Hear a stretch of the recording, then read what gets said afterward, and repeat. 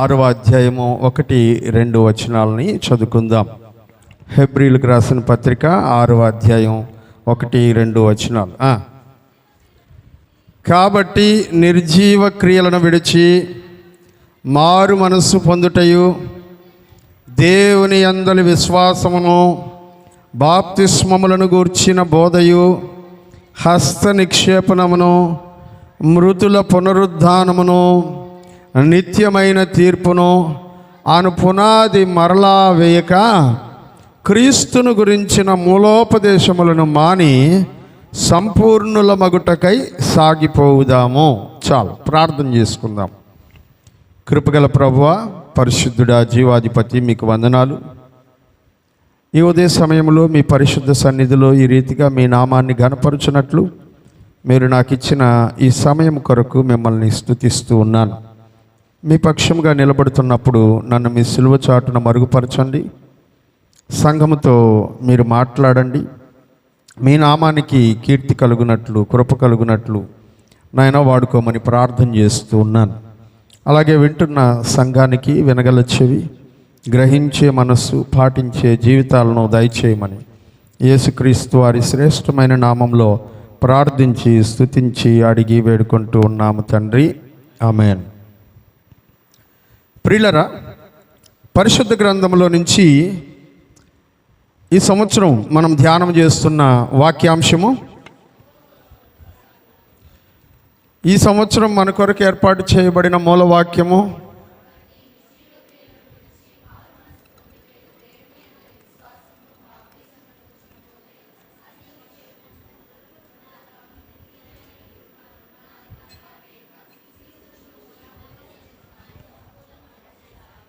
ఆమేన్, హల్లెలూయా. హెబ్రీలకు రాసిన పత్రిక 6వ అధ్యాయం 1-2 వచనాలని మనము మూలవాక్యముగా తీసుకొని దేవుని వాక్యాన్ని ధ్యానం చేస్తూ ఉన్నాం. ఇందులో 3 భాగాలు ఉన్నట్లుగా ఆ వాక్యం చదువుతుంటే మనకు అర్థమవుతుంది. మొదటి భాగంలో మనం చూసాము నిర్జీవ క్రియలను విడుచుట.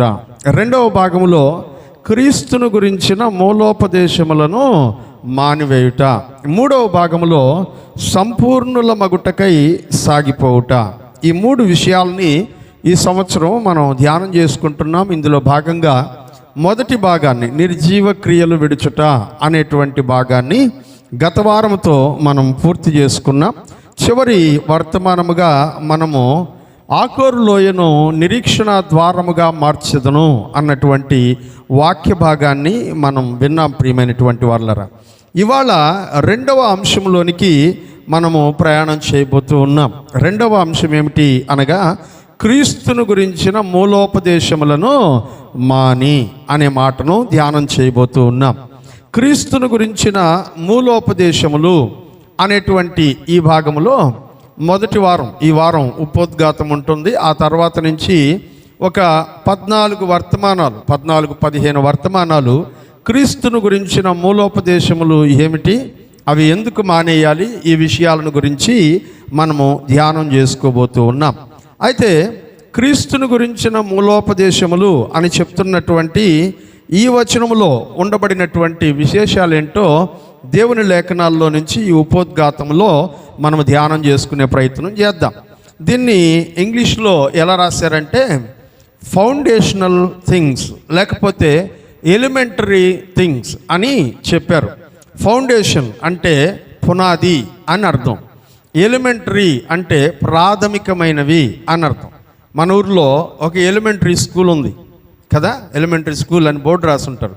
దానికి తెలుగులో ఏమని రాసుంటారు చెప్పండి? ప్రాథమిక పాఠశాల. ఈ ప్రాథమిక పాఠశాలలో ఏం చెప్తారు? చదువు చెప్తారా? ఏం చెప్తారు ప్రాథమిక పాఠశాలలో? సరే, ఇప్పుడు ప్రాథమిక పాఠశాలకు పోయేవాళ్ళు తక్కువైపోయినారు కాబట్టి అక్కడ ఏం చెప్తున్నారో మనకు అర్థం కావడం లేదు. కాబట్టి ఇంగ్లీష్ మీడియం స్కూల్స్కి వెళ్తున్నప్పుడు ప్రాథమిక పాఠశాల అక్కడ కూడా ఉంటుంది. దానికి ఇప్పుడు ఈ మధ్యకాలంలో ప్రీ ప్రైమరీ స్కూల్స్, ప్రాథమిక పాఠశాలకు ముందే నేర్చుకోవాల్సినటువంటి పాఠాల గురించి చెప్తూ ఉన్నారు. దాన్నే మనం ఏమంటాము? ప్లే క్లాసు, ఎల్కేజీ, యూకేజీ అని పిలుస్తాం. అక్కడేం నేర్పిస్తారు మనకు? ఏం నేర్పిస్తారు? ఇక్కడ ఎల్కేజీ వాళ్ళు ఎవరు ఉండరు? ఎల్కేజీ, యూకేజీ, కేజీ ఏం నేర్పిస్తున్నారు మీ స్కూల్లో?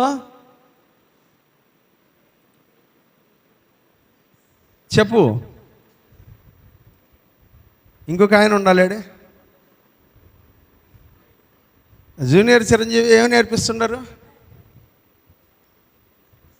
మీ బడిలో ఏమి నేర్పిస్తున్నారు నీకు? అదే నేర్పించినారంట, ఇంకేమి నేర్పించలేదు. ప్రియులరా, ABCD ఇవన్నీ ఎక్కడ నేర్చుకున్నాం మనం? బడిలో. వీటిని ఏమంటారు? ఎలిమెంటరీ థింగ్స్, ప్రాథమికమైన విషయాలు అని అంటారు. మీరు 10th క్లాసులో కూర్చున్నా కూడా, డిగ్రీకి వెళ్ళినా కూడా, పోస్ట్ గ్రాడ్యుయేషన్కి వెళ్ళినా కూడా ఏముంటాయి? ఈ ఎలిమెంటరీ థింగ్స్ ఖచ్చితంగా ఉంటాయి. ఇవి రాకపోతే పైన ఉన్నటువంటి చదువు మనకు రాదు. దేవుని వాక్యం చెప్తున్నటువంటి విషయం ఏంటంటే, క్రీస్తుని గురించిన మూలోపదేశములు మానేయండి అంటే అర్థం ఏంటి? అంటే చిన్న చిన్న విషయాలు పట్టించుకోబాకండి, వాటిని నేర్చుకోబాకండి, వాటికి సంబంధం లేదు అని అర్థమా? లేకపోతే ఇంకేమని దేవుని యొక్క గ్రంథము తెలియజేస్తుంది? అసలు ఈ ప్రాథమిక విషయాలు, మూల పాఠాలు, మూలోపదేశాలు అని దేవుని వాక్యం వేటిని గురించి మాట్లాడుతూ ఉంది అనే విషయాలని ఇవాళ నేను మీకు జ్ఞాపకం చేస్తాను. ముందుగా గలతీయులకు రాసినటువంటి పత్రిక 4వ అధ్యాయము 3వ వచనాన్ని చదువుదాం. గలతీయులకు రాసిన పత్రిక, అటువలే మనమును ఎలా ఉన్నప్పుడంట? బాలురం అంటే చిన్నపిల్లలమై ఉన్నప్పుడు లోక సంబంధమైన మూల పాఠములకు లోబడి దాసులమై ఉంటిమి. వాక్యంలో చెప్తున్నాడు, అటువలే మనమును బాలురమై ఉన్నప్పుడు లోక సంబంధమైన మూల పాఠములకు 4 అనేసి ఫుట్ నోట్స్లో ఏమని రాసి ఉన్నారు చూడండి. ఏంటంట? లోక సంబంధమైన మూల పాఠాలు తీసేసి చదవండి. ఇప్పుడు అక్కడ భూతములకు లోబడి ఉంటిరి, దాసులమై ఉంటిరి. అయితే కాలము పరిపూర్ణమైనప్పుడు దేవుడు తన కుమారుని పంపెను. ప్రియులరా, వాక్యంలో చెప్తున్నాడు, ఇక్కడ కొన్ని మూల పాఠముల గురించి మనతో మాట్లాడుతున్నాడు. అవేంటంటే లోక సంబంధమైన మూల పాఠములు అని చెప్తున్నాడు. లోక సంబంధమైనటువంటి మూల పాఠముల గురించి మరికొంచెం వివరంగా మనం రాబోయేటువంటి వారాల్లో మనం నేర్చుకోబోతూ ఉన్నాం. ఇది ఇంట్రొడక్టరీ క్లాస్ కనుక వాటిని మీకు పరిచయం చేస్తున్నాను అంతే. తర్వాత 9వ వచనాన్ని చదువుదాం. 8 కూడా చదవమ్మా. ఆ కాలమందైతే మీరు దేవుని ఎరుగని వారై నిజమునకు దేవుళ్ళు కాని వారికి దాసులై ఉంటిరి. కానీ ఇప్పుడు మీరు దేవునిని ఎరిగిన వారును, మరి విశేషముగా దేవుని చేత ఎరుగబడిన వారునై ఉన్నారు గనుక బలహీనమైనవి నిష్ప్రయోజనమైనవియునైనా మూల పాఠముల తట్టు మరలా తిరగనేలా మునుపటి వలె వాటికి దాసులై ఉండగోరను ఎలా. వాక్యంలో చెప్తున్నాడు, మీరు ఒకప్పుడు దైవములు కాని వాటిని దైవములుగా ఆరాధించుచూ వచ్చారు. కానీ ఇప్పుడైతే నిజమైనటువంటి దేవునిని ఎరిగి ఉన్నారు గనక మునుపు ఉన్నటువంటి మూలపాఠములకు మీరు మరలా తిరిగి మరలా వాటికి దాసులుగా ఉండాల్సిన అవసరము ఏమున్నది? అవి నిష్ప్రయోజనమైనవి, ఉపయోగము లేనివి. వాటి తట్టుకు మీరెందుకు తిరుగుతూ ఉన్నారు అని భక్తుడైనటువంటి పౌలు గారు మాట్లాడుతూ, అసలు ఈ మూలపాఠములు అని, మూలోపదేశములు అని మనం మాట్లాడుకుంటున్న విషయాలు వేటిని సూచిస్తూ ఉన్నాయో 10వ వచనంలో చెప్తున్నారు. ఏంటంట? మీరు దినములను, మాసములను, ఉత్సవ కాలములను, సంవత్సరములను ఆచరించుచూ ఉన్నారు. మీ విషయమై నేను పడిన కష్టము వ్యర్థమైపోవునేమో అని మిమ్మల్ని గురించి ఏం ఆచరిస్తున్నారంటే వాళ్ళు మూలపాఠములు అంటే ఏంటో అర్థమవుతుందా? ఏం ఆచరిస్తున్నారంట? దినాలు, మాసాలు, ఉత్సవ కాలములు, సంవత్సరాలు. ఏంటివి? మీకు అర్థమయ్యే భాషలో చెప్పాలా? మంచి రోజులు, అమావాస్యలు, పౌర్ణాలు, రాహుకాలాలు, యమగండాలు, ఇవన్నీ ఏంటంట? మూలపాఠములు. ఇవి ఒకప్పుడు మీరు వాటిని ఆచరిస్తూ వచ్చారు. ఇప్పుడు అవి నిష్ప్రయోజనమైనవి, దేవునికి ఇష్టము లేనటువంటివి. మీరు ఇంకనూ వాటిని ఎందుకు ఆచరిస్తూ ఉన్నారు? మీ కొరకు నేను పడిన ప్రయాసం వ్యర్థమైపోతుందేమోనని భయపడుతున్నాను. దైవజనుడైనటువంటి పౌలు గారు చెప్తున్నారు. గలతీ సంఘం మన సంఘం లాంటిది అనుకోండి. ఆ సంఘములో కొంతమంది విశ్వాసులు మూలపాఠములను అనుసరించేటువంటి వారుగా కనబడుతూ ఉన్నారు. నేను డీటెయిల్స్లోనికి నెక్స్ట్ కమింగ్ వీక్స్లో వస్తాను. ప్రస్తుతానికి ఓన్లీ ఇంట్రడక్షన్ మాత్రమే, మళ్ళీ చెప్తాను వాటి గురించి. రెండవది ఏం పాటిస్తున్నారంటే దినముల గురించి చెప్పాను. ఇప్పుడు మాసాలు చాలా ప్రాముఖ్యమైనవి ఇవి. 1వ నెల, 3వ నెల, 5వ నెల, 9వ నెల, 11వ నెల. ఎప్పుడు చెప్తారు?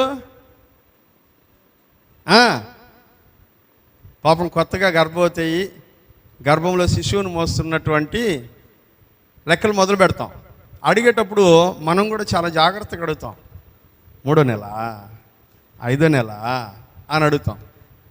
నాకు తెలిసి నంబర్స్ ఏముంటాయి? నంబర్స్ చెప్పండి. వీళ్ళని అడుగుదాం. ఓయ్ నంబర్స్ చెప్పు,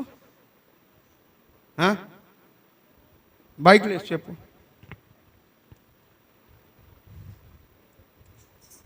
అది ఎక్కడికి పోదు ఉంటుంది, నువ్వు లేచి చెప్పు. నంబర్స్ చెప్తుంది. 1 2 3 4 5 6. నీకు ఒక విషయం తెలుసా? మా చర్చిలో వాళ్ళకి అట్లా రావు నెంబర్లు. 1 3 5 7 9 11 అట్టే వస్తాయి తెలుసా? మీ బడిలో అట్లా నేర్పించారు. తప్పు, అట్లా నేర్చుకోకూడదు. అట్లా నేర్చుకో, కూర్చో. Thank you. మన లెక్కలు ఇవి. మన లెక్కలు నెలలను పాటించడం మనం చేస్తున్నాం కదా. చేస్తున్న వాళ్ళందరికీ ఈ వర్తమానాలు ఆశీర్వాదంగా ఉంటాయని నమ్ముతున్నాను. హల్లెలూయా. మాసాలు అయిపోయిన తర్వాత నెక్స్ట్ చూడండి, ఉత్సవ కాలాలు. ఏంటా ఉత్సవ కాలాలు? పండగలు, వేడుకలు, బర్త్డేస్. ఏంటవి? బర్త్డేస్. తర్వాత వెడ్డింగ్ యానివర్సరీస్. ఆ తర్వాత చెప్పండి, మీరు పండగలు చేసుకునే రోజులు ఏమేమి ఉన్నాయి? అవన్నీ ఉత్సవ కాలములను. అవి లేకపోతే లైఫ్ లేనట్టు చాలామందికి. ఉత్సవ కాలములను, తర్వాత సంవత్సరాలు కూడా పాటిస్తారంట. ఎట్లా పాటిస్తారు? మన ఇంట్లో ఎవరో ఒకరు చనిపోయినారు, 2వ సంవత్సరం వస్తుంది, అబ్బికి పెళ్లి చేసేయాల. ఎప్పుడంట? 2వ సంవత్సరం రాకముందే. లేకపోతే మళ్ళీ ఎప్పుడు చేయాలంట చెప్పు? 3వ సంవత్సరంలో చేయాలి. 2వ సంవత్సరంలో చేయకూడదు. మళ్ళా సంఖ్యల గొడవ. ఇవన్నీ ఏంటంట? మూల పాఠములు. ఇవేంటంట? లోక సంబంధమైన మూల పాఠములను మీరు అనుసరిస్తూ ఇలా ఉన్నటువంటి మీ క్రైస్తవ జీవితం విషయంలో మీ విషయమై నేను పడిన ప్రయాసం అంతా వ్యర్థమైపోతుందేమోనని భయపడుచు ఉన్నాను అని భక్తుడైనటువంటి పౌలు గారు చెప్తున్నారు. ప్రియమైనటువంటి వారలారా, మరొక వచనాన్ని మనం చదువుకుందాం. కొలస్సీలకు రాసిన పత్రిక 2వ అధ్యాయం 8వ వచనం. కొలస్సీలకు రాసిన పత్రిక 2వ అధ్యాయం 8వ వచనం.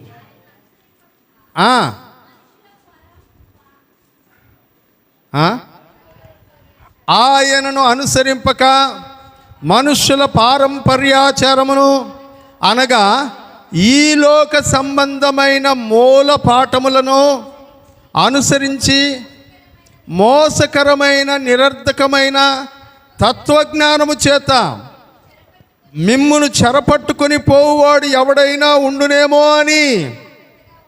ఏ విషయంలో జాగ్రత్తగా ఉండాలంట? క్రైస్తవ విశ్వాసమైనటువంటి నువ్వు ఏ విషయంలో జాగ్రత్తగా ఉండాలంట? మిమ్మల్ని ఎవడైనా చెరపట్టుకొని పోతాడేమో. విడిపించబడ్డావు కదా యేసుక్రీస్తు రక్తములో, స్వతంత్రుడు చేయబడ్డావు కదా యేసుక్రీస్తు రక్తములో, రక్షించబడ్డావు కదా, పాపపు బానిసత్వము నుంచి కట్ల నుంచి విడిపించబడ్డావు కదా, చెర నుంచి విడిపించబడ్డావు కదా. విడిపించబడినటువంటి నిన్ను మరలా ఎవడైనా తన తత్వజ్ఞానము చేత, ఏ జ్ఞానం చేతంట? తత్వజ్ఞానము చేత మిమ్మల్ని చెరపట్టుకొని పోవునేమో అని జాగ్రత్తగా ఉండండి. ఎందుకంటే వాళ్ళు మీకు దేనిని ఆధారం చూపించి మిమ్మల్ని ఆ వైపుకు లాగుతారంట? పారంపర్యాచారమును ఆధారముగా చూపించి ఆయనను అనుసరింపక మనుషుల పారంపర్యాచారమును. ఎవరినంట చెప్పండి? ఏ ఆచారాలని? మనుషుల అడిగితే పెద్దోళ్ళ కాలం నుంచి చేస్తున్నాం. ఇవి చేస్తే తప్పేంది? ఎందుకు చేస్తున్నాం అని అడిగితే సమాధానం తెలియదు.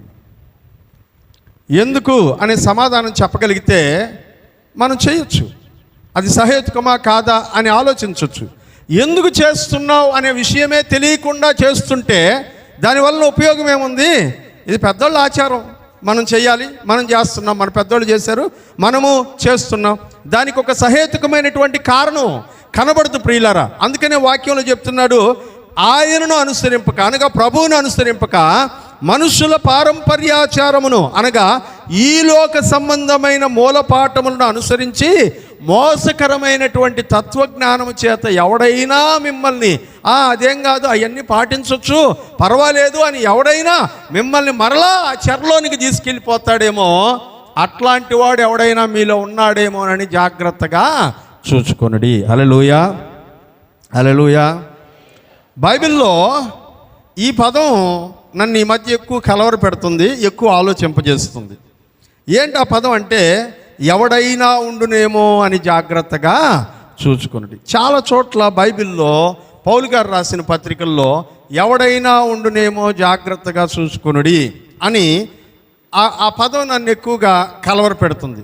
ఒకవేళ దేవుని చిత్తమైతే రాబోయేటువంటి కుటుంబ ప్రార్థనల్లో వాటిని గురించి ఒక్కొక్క చోట ఒక్కొక్క కుటుంబంలో కొన్ని విషయాలను గురించి మనం మాట్లాడుకునేటువంటి ప్రయత్నం చేద్దాం ప్రియులారా, వాటిని గురించినటువంటి ఉపదేశం. కానీ దేవుని వాక్యంలో మనల్ని హెచ్చరిస్తున్న విషయం ఏంటంటే మిమ్మల్ని మూలపాఠములకు లోపరచడానికి ఎవరైనా మిమ్మల్ని ప్రేరేపిస్తారేమో.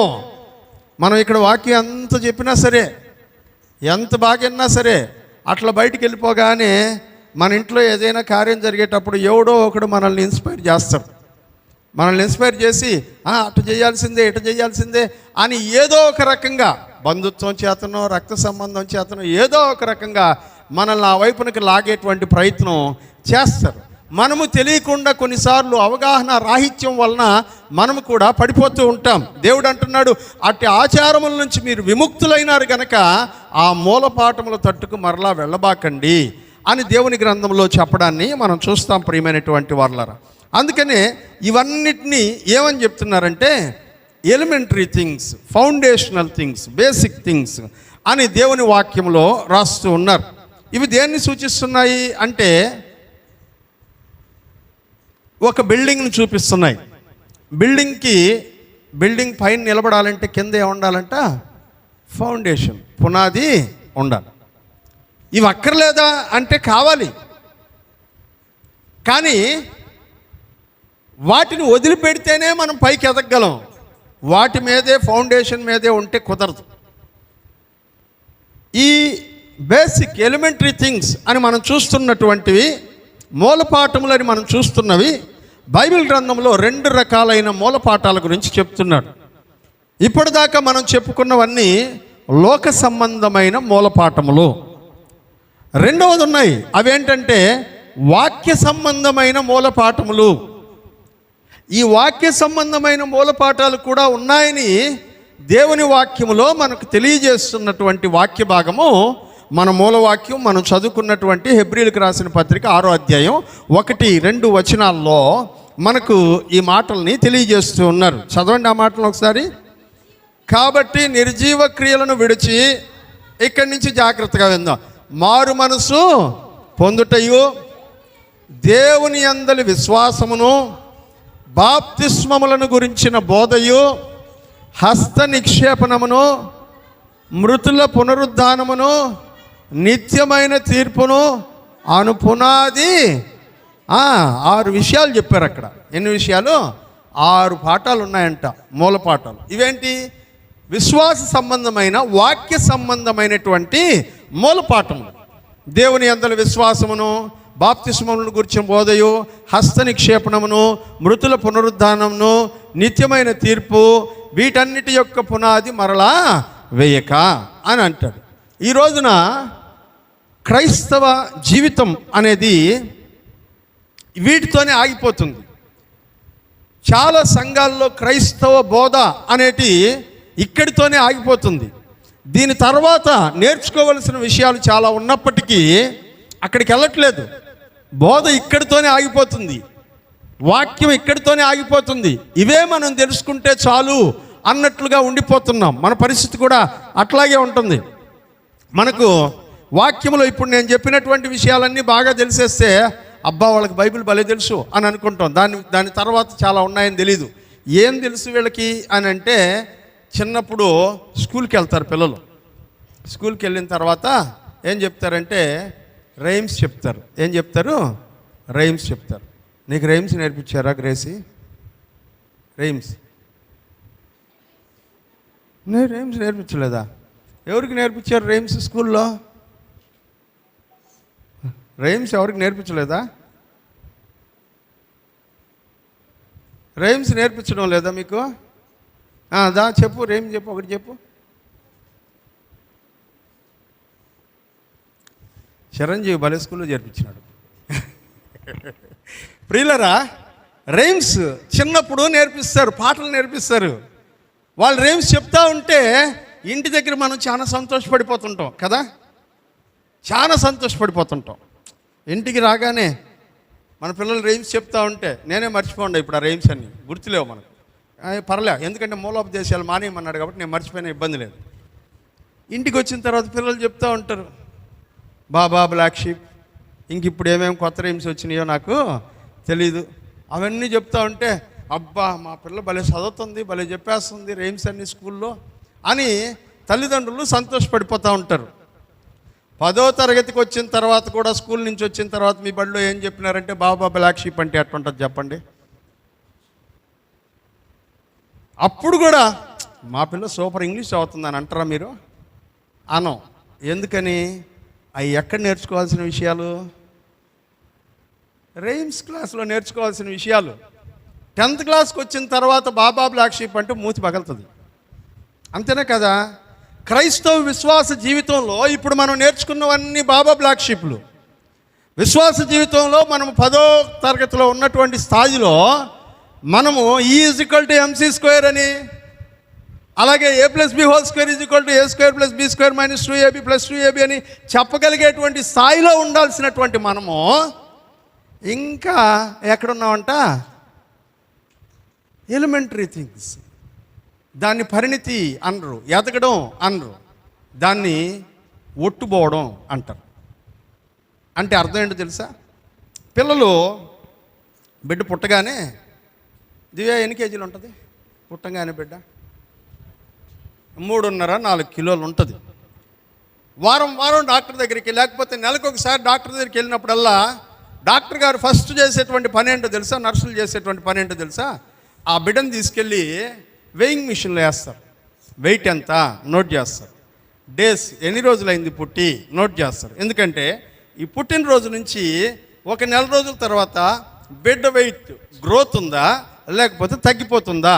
తగ్గిపోతుంటే గ్రో అవడానికి ఏం చేయాలి? తగ్గిపోకుండా గ్రోత్ కరెక్ట్గా ఉన్నట్లయితే వాళ్ళని ఎలా భవిష్యత్తులో అలాగే గ్రో అయ్యేటట్లు పెంచాలి అనేందుకు ముందుగా పుట్టగానే పిడియాట్రిషియన్ దగ్గరికి తీసుకెళ్ళమని చెప్తారు. చిన్నపిల్లల డాక్టర్ దగ్గరికి తీసుకెళ్ళండి. ఎందుకంటే వాళ్ళకి తెలుసు ఆ బిడ్డ యొక్క గ్రోత్ విషయాలన్నీ మాట్లాడడం. అలాగే క్రైస్తవ విశ్వాసములో కూడా మనిషి యొక్క గ్రోత్, విశ్వాస జీవితం యొక్క ఎదుగుదలను దేవుడు తన వాక్యము ద్వారా పరిశీలిస్తూ ఉన్నాడు. ఎలా ఎదగాలో నేర్పిస్తూ ఉన్నారు. కానీ పుట్టినప్పుడు 3.5 కిలోలు 4 కిలోలు ఉండి ఒక 5-6 నెలలు అయిపోయిన తర్వాత కూడా 3.5 కిలోలు 4 కిలోలే ఉందనుకోండి, దాన్ని ఏమంటాం? మాల్ న్యూట్రిషన్ అని పిలుస్తాం. ఏమంటాం? మాల్ న్యూట్రిషన్ అని పిలుస్తాం. అంటే పోషకాలు సరిగా అందడం లేదు, తల్లిపాలు సరిపోవడం లేదు, కాబట్టి సప్లిమెంటరీస్ ఇవ్వాలి, అవసరమైనటువంటి ఎక్స్ట్రా సప్లిమెంటరీస్ని ఇవ్వాలి, అప్పుడే గ్రోత్ కరెక్ట్గా ఉంటుంది అని అంటారు. ఇప్పుడు 1 సంవత్సరానికి బిడ్డ నడవడం స్టార్ట్ చేయాలి. నడవలేదనుకోండి ఏమంటాం? డాక్టర్ దగ్గర తీసుకెళ్ళి టెస్ట్ చేయిస్తాం. పోలియో ఏమన్నా అటాక్ అయిందా, వీడి కాళ్ళు స్ట్రాంగ్గా నిలబడలేకపోతున్నాడు, ఏ ప్రాబ్లం ఉంది అని టెస్ట్ చేయిస్తాం. ఎందుకంటే 11 మంత్స్కి నడవాలి. 11 మంత్స్ తర్వాత నడవకపోతే ఆలోచిస్తాం మనం, ఎందుకు నడక ఆలస్యం అవుతుంది, గ్రోత్ లేదు. అలాగే తల్లి గర్భంలో ఉన్నటువంటి పిండం ఎలా స్టెప్ బై స్టెప్ ఎదుగుతూ ఉంటుందో, అలా ఎదుగుదల ఆగిపోతే దాన్ని ఏమంటాము? చచ్చిన పిండము అని అంటాం. ఏమంటాము? దాన్ని గర్భంలో ఉంచరు, వెంటనే తీసేస్తారు. తీసేయకపోతే ఇన్ఫెక్ట్ అవుతుంది. ఊంబు ఇన్ఫెక్ట్ అయిపోయిన తర్వాత చాలా ప్రాబ్లమ్స్, కాంప్లికేషన్స్ వస్తాయి కనుక దాన్ని గర్భస్రావం చేసి ఆ పిండాన్ని తీసేస్తారు. ప్రియమైనటువంటి వారలారా, ఒక మానవుని యొక్క జీవితంలో, శారీరక జీవితంలో ఎదుగుదల లేకపోతే దానిని ఎలాగో నిష్ప్రయోజనమైనదిగా భావిస్తామో, క్రైస్తవ విశ్వాస జీవితంలో కూడా ఈ బేసిక్ థింగ్స్ను వదిలిపెట్టి ఎదగకపోతే మనల్ని కూడా అలాగునే ఎదుగుదల లేనటువంటి వారినిగా పరిగణించాల్సి వస్తుందని దేవుని యొక్క లేఖనం తెలియజేస్తుంది. భక్తుడైనటువంటి పౌలు గారు దీని గురించి మాట్లాడుతూ 1 కొరింథీయులకు రాసిన పత్రిక 3వ అధ్యాయం 1వ వచనాన్ని మనం చూద్దాం. సహోదరులారా, ఆత్మ సంబంధమైన మనుష్యులతో మాట్లాడినట్లు ఏమంట? ఎవరిలాగా మాట్లాడలేకపోయాడంట? ఆత్మ సంబంధులైన మనుషులతో మాట్లాడినట్లు నేను మీతో మాట్లాడలేకపోతుని, శరీర సంబంధులైన మనుషులే అనియో, క్రీస్తునందు పసిబిడ్డలే అనియో మీతో మాట్లాడవలసి వచ్చెను. అప్పట్లో, అంటే నేను మీ ఊరికి ఫస్ట్ వచ్చినప్పుడు, అప్పట్లో మీకు బలము చాలకపోయినందున పాలతోనే మిమ్మల్ని పెంచితిని కానీ అన్నముతో మిమ్మల్ని పెంచలేదు. మీరింకను శరీర సంబంధులై ఉండుట వలన చాలు. ఇప్పుడు ఎలా ఉన్నారంట? ఒకప్పుడు పాలు తాగే పసిబిడ్డలు అనుకొని బేసిక్ థింగ్స్ నేర్పించారంట, పాలే తాగిచ్చాడంట పౌలు గారు. 6 నెలలు అయిన తర్వాత ఏం చేస్తాం? బిడ్డ పుట్టి 6 నెలలు అయిన తర్వాత అన్నం పెడతాం, లేకపోతే బిస్కెట్ పెడతాం, లేకపోతే అరటిపండు పెడతాం. సాలిడ్ ఫుడ్ ఇవ్వడానికి ట్రై చేస్తాం. ఎందుకంటే లోపల ఉన్నటువంటి డైజెస్టివ్ సిస్టమ్ దీనికి అలవాటు పడడం కొరకు, సాలిడ్ ఫుడ్ తీసుకోవడానికి ప్రిపేర్ అవ్వడం కొరకు మనము సాలిడ్ ఫుడ్ నెమ్మదిగా కొంచెం కొంచెంగా ఇవ్వడం స్టార్ట్ చేస్తాం. ఆ తర్వాత కొద్ది రోజులు అయిన తర్వాత మాంసం పెడతాం. ఏం పెడతాము చెప్పండి? మీరు ఎవరు తిన్నట్టు సైలెంట్గా ఏం పెడతాం? మనం మాంసం పెడతాం. నేను చెప్పట్లా, మనం అందరం చేసేటువంటి పనులే ఇవి. ఇప్పుడు ఆయన చెప్తున్నాడు, మాంసము తినేటువంటి స్థాయిలో మీరు ఉండాల్సిన వాళ్ళు, కానీ ఇప్పుడు మీరు అలా లేరు. మిమ్మల్ని గురించి కాదు నేను చెప్పేది, మీరు కేజీలు అయినా అరిగించుకునేస్తారు నాకు తెలుసు. ఆధ్యాత్మికమైన మాంసాన్ని గురించి నేను మాట్లాడుతున్నా. హెబ్రీయులకు రాసిన పత్రిక 5వ అధ్యాయంలోనికి మరలా ఒకసారి వెళ్దాం. హెబ్రీయులకు రాసిన పత్రిక 5వ అధ్యాయంలోనికి వెళ్దాం. 5వ అధ్యాయము 12వ వచనం. కాలమును బట్టి చూచితే మీరు బోధకులై ఉండవలసిన వారై ఉండగా దేవోక్తులలో మొదటి మూల పాఠములను ఒకడు మీరు మరలా బోధింపవలసి వచ్చును. మీరు పాలు త్రాగవలసిన వారే గాని బలమైన ఆహారము తినగలవారు కారు. మరియు పాలు త్రాగు ప్రతి వాడు శిశువే గనుక నీతి వాక్యం విషయంలో అనుభవము లేనివాడై ఉన్నాడు. చూసారా, వాక్యంలో చెప్తున్నాడు, మీరు బలమైన ఆహారము తినగలిగిన స్థాయికి ఇంకా రాలేదు అంటున్నారు. ఎందుకంటే ఇంకా ఏం మాట్లాడుకుంటున్నారంట, బేసిక్ ప్రిన్సిపల్స్ గురించి మాట్లాడుకుంటూ ఉన్నారు. అంటే దీని అర్థం బేసిక్ ప్రిన్సిపల్స్ మనకు అవసరం లేదంటారా? ఎలిమెంటరీ ఇష్యూస్ మనకు అవసరం లేదంటారా? వీటిని పట్టించుకోవాల్సిన అవసరం లేదంటారా? అంటే కాదు ప్రియులరా, అవన్నీ మనకు అవసరమైనటువంటి విషయాలే. ఎందుకంటే అవి లేకుంటే పైన ఉన్నటువంటి విషయాలు నేర్చుకోవడం సాధ్యపడదు. హల్లెలూయా. పైనుండే విషయాలు నేర్చుకోవడం సాధ్యపడదు. వాళ్ళు నేర్చుకోలేదనుకోండి, 10వ తరగతి టెక్స్ట్ బుక్ ఇస్తే మీరు ఏం చదువుతారు చెప్పండి? ఏబిసిడీలు నేర్చుకోలేదనుకోండి, ఓ ఇంగ్లీష్ బుక్ ఇస్తే మీకేం చదవడం అర్థం అవుతుంది? నెంబర్స్, అడిషన్స్, సబ్ట్రాక్షన్స్, మల్టిప్లికేషన్స్ నేర్చుకోలేదనుకోండి, మీరు హైయర్ క్లాసెస్లో ఇచ్చేటువంటి సమ్స్ని ఎలా చేయగలుగుతారు చెప్పండి? ఇవన్నీ చేయగలిగేటువంటి స్థాయి మనకు రావాలంటే ముందు ఏం నేర్చుకోవాలంట? బేసిక్ థింగ్స్ నేర్చుకోవాలి. నేను మీ అందరికీ ఇవాళ ఒక రహస్యం చెప్తున్నా, మన చర్చికి సంబంధించిన రహస్యం. మన సంఘంలో యవనస్తులు లేటుగా ఎందుకు వస్తున్నారు తెలుసా? మామూలుగా వాళ్ళకి చర్చిలో అందరికంటే ముందు ఉండాల్సిన వాళ్ళు, కానీ వాళ్ళు లేటుగా రావడానికి ఒక రీజన్ ఉందని నాకు ఈ మధ్య రహస్యం తెలిసింది. ఏమిటి ఆ రీజన్ అంటే, వాక్యం చదివిస్తాడు పాస్టర్ ముందుగా వెళ్తే, కాబట్టి వాక్యం చదివేసిన తర్వాత వెళ్ళిపోతే ఈయన మనల్ని ఎవరు అడగరు, కూర్చొని వచ్చేయచ్చని. వాక్యం చదవలేని దుస్థితి ఎందుకుందంటే, ఎలిమెంటరీ స్కూల్లో బాగా చదవలేమా? ఎలిమెంటరీ స్కూల్లో బాగా చదవలా. ఆల్రానోడికి పుస్తకం ఇస్తే ఏం చేస్తాడు? ఏం చేయలేడు. ఆ పుస్తకం చూసుకొని ముందుగా పెట్టుకొని ఉండడం తప్పితే ఇంకేం చేయలేడు కదా. అదే మన పరిస్థితి. ఫౌండేషన్ లేకుండా మనం ఏమీ చేయలేం. ఇంకా సింపుల్గా చెప్తుండా, ఆఖరికి మీరు వాడే మేకప్లో కూడా ఫౌండేషన్ అని ఒక దాన్ని వాడతారు. అవునా కాదా? కదా. ఎందుకంటే ఆ ఫౌండేషన్ వేసిన తర్వాతనే పైన మీరు ఎంత మేకప్ వేసినా నిలబడుతుంది. లేకపోతే ఫౌండేషన్ లేకపోతే ఆ మేకప్ కూడా నిలబడదు. అట్లాంటిది ఫౌండేషన్ లేకుంటే క్రైస్తవ విశ్వాస జీవితంలో ఏ బోధ నిలబడదు. కాబట్టి ఫౌండేషన్ చాలా చాలా చాలా ముఖ్యమైనది. ఆ ముఖ్యమైనటువంటి దాన్ని ఎలా నేర్చుకోవాలంటే తరోవుగా నేర్చుకోవాలి. ఏ సందేహం లేకుండా నేర్చుకోవాలి. కొంచెం కూడా సందేహం లేనటువంటి రీతిగా స్పష్టమైనటువంటి అవగాహనతో ఫౌండేషనల్ థింగ్స్లో మనం స్ట్రాంగ్గా ఉంటే పైన ఉన్నటువంటి విషయాలు చాలా ఈజీగా అర్థమవుతాయి. హల్లెలూయా. సంపూర్ణ మగుటికై సాగిపోయేటువంటి స్థితిలో ఆ వర్తమానాలు మనకు అర్థం కావాలంటే ముందు ఫౌండేషనల్ థింగ్స్ విషయంలో మనం చాలా స్ట్రాంగ్గా ఉండాలి. కాబట్టి రాబోతున్నటువంటి కొద్ది వారాల పాటు మనమందరం కూడా ఒక బ్రిడ్జ్ కోర్సును నేర్చుకోబోతున్నాం. హల్లెలూయా. ఏంటది? బ్రిడ్జ్ కోర్స్ అంటే ఏంటో తెలుసా? ఇప్పుడే స్టార్ట్ అయిపోయింది బ్రిడ్జ్ కోర్స్ ఇంటర్మీడియట్ వాళ్ళకి. ఏం స్టార్ట్ చేశారు ఇంటర్మీడియట్ వాళ్ళకి అంటే బ్రిడ్జ్ కోర్స్ స్టార్ట్ చేశారంటే అన్ని కాలేజెస్లో స్టార్ట్ చేసినారు.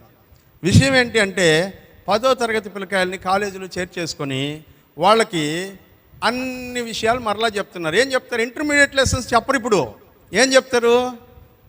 వీడికి ఒంట్లు వచ్చా రాదా, ఫస్ట్ వీడికి ఏబిసిడీలు వచ్చా రావా, వీడికి ఫిజిక్స్ ఫార్ములాస్ వచ్చా రావా, మ్యాథ్స్ ఫార్ములాస్ వచ్చా రావా, ఈ నెల రోజుల్లోనూ 1.5 నెల కాలంలో అవన్నీ నేర్పిస్తారు. ఎందుకంటే ఇంటర్మీడియట్ సిలబస్ స్టార్ట్ చేసే టైంకి వాళ్ళు ఫాస్ట్గా వెళ్ళాలంటే వీళ్ళకి విషయాలు తెలిసి ఉండాలి. బ్రిడ్జ్ కోర్స్ స్టార్ట్ చేసినారు. హల్లెలూయా. ఇప్పుడు మీలో కూడా చాలామందికి ఫౌండేషనల్ థింగ్స్ తెలుసు. కొంతమంది ఎలిమెంటరీ స్కూల్కి పోని వాళ్ళు, కొంతమంది సరిగా బళ్ళు ఎగ్గొట్టు తిరిగిన వాళ్ళు కొంతమంది ఉన్నారు కదా. వాళ్ళకి ఇప్పుడు మనం ఫౌండేషనల్ థింగ్స్ స్టార్ట్ చేస్తున్నాం. ఈ 15 వర్తమానాల సిరీస్ బ్రిడ్జ్ కోర్స్. హల్లెలూయా. ఈ 15 వర్తమానాల సిరీస్ బ్రిడ్జ్ కోర్స్. కాబట్టి ఈ 15 వారాల్లో ఎవరు మిస్ కాబాకండి. మంచి foundational course, detailed foundational course, క్రైస్తవ విశ్వాసం యొక్క పునాదులకు సంబంధించినటువంటి ఆధ్యాత్మికమైన పాఠాలని రాబోయేటువంటి 15 వారాల పాటు మనం నేర్చుకోబోతూ ఉన్నాం. ఆ తదుపరి మనము సంపూర్ణతలోనికి ఎలా వెళ్ళాలో మిగిలిన వర్తమానాలు ధ్యానం చేసుకోబోతూ ఉన్నాం. నేను చెప్పాను 2 విషయాలు ఉన్నాయి మూలపాఠములు అని చెప్తున్నటువంటి విషయాలు. మొదటి మూలపాఠములు లోక సంబంధమైనటువంటివి, రెండవ మూలపాఠములు వాక్య సంబంధమైనటువంటి.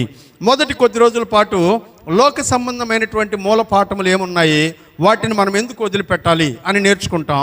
ఆ తర్వాత వాక్య సంబంధమైనటువంటి మూల పాఠములు ఏమున్నాయి, వాటిని ఎందుకు వదిలిపెట్టాలి అని కొన్ని విషయాల గురించి మనం నేర్చుకుంటాం.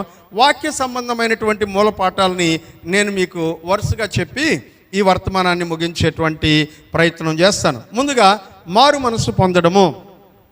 దీని గురించి అందరికీ తెలుసు, అయినా కూడా తెలియని వాళ్ళు కొంతమంది ఉంటారు కాబట్టి వాళ్ళకి ఒక వారం 2 వారాల్లో దీని గురించి మనం మాట్లాడుదాం. ఆ తర్వాత దేవుని యందలి విశ్వాసము, దీని గురించి కొన్ని రోజులు మాట్లాడుకుంటాం. బాప్తిస్మమును గురించినటువంటి బోధ, హస్త నిక్షేపణము, మృతుల పునరుద్ధానము, దేవుని నిత్యమైన తీర్పు, సహోదరుల ఐక్యత, ఈ 7 అంశాలని నేను ఇప్పటి వరకు పరిశీలించాను. వాక్యం చదువుతూ ఉండగా, బోధిస్తూ ఉండగా మరికొన్ని అంశాలు మూలోపదేశాలుగా మనకు కనబడతాయి. వాటిని కూడా ఇందులో చేర్చి రాబోయేటువంటి 15 వారాల పాటు దేవుని వాక్యాన్ని మనం ధ్యానం చేసుకోబోతూ ఉన్నాం. కనుక ప్రియులరా, మిమ్మల్ని మీరు సిద్ధపరచుకోండి.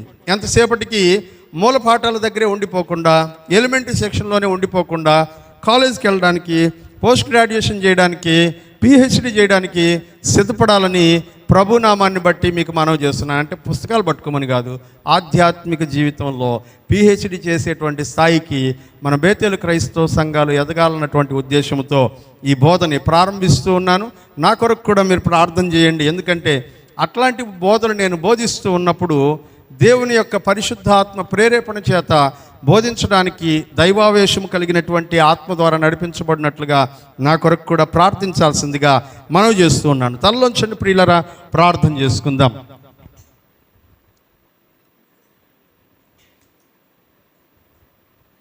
చెప్పబడినటువంటి ఈ వాక్యాలు క్రీస్తును గురించిన మూలోపదేశములను మాని అనేటువంటి అంశములో ఉపోద్ఘాతముగా ఈ వారం ధ్యానాలని మనం చేసుకున్నాం.